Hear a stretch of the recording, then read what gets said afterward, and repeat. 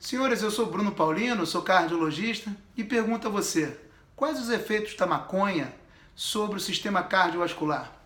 Essa é uma pergunta extremamente importante que tem muita dificuldade de ser respondida em estudos clínicos, na medida em que é uma droga ilícita e tem dificuldade de medir, de mensurar a quantidade de maconha que as pessoas usam, e existem várias vezes pessoas que falam que não usam, que usam, e não, evidentemente não dá para fazer um estudo intervencionista, dar maconha em estudos clínicos.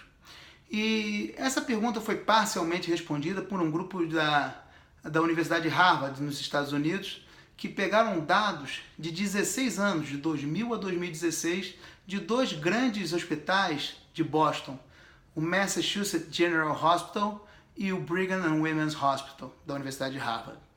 O que se percebeu foi que pacientes que tinham menos de 50 anos e entravam nesses dois hospitais com infarto agudo do miocárdio, eram perguntados se usavam maconha, cocaína ou os dois, né? E foram avaliados os dados daquele grupo que usava maconha, do grupo que usava cocaína ou maconha e cocaína juntos, e o grupo de pacientes que não usava nenhuma das duas drogas. E o que se percebeu foi que nesse grupo de pacientes que usava maconha,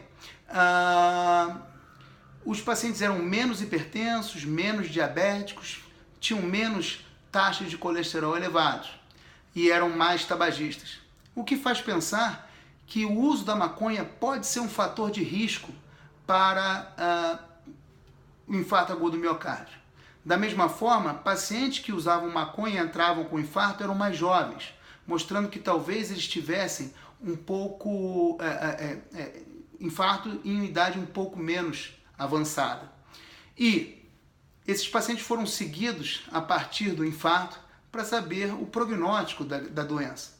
E tanto o grupo da cocaína quanto o grupo da maconha tiveram um prognóstico 2 vezes pior do que aquele grupo que não usava nenhuma das duas drogas.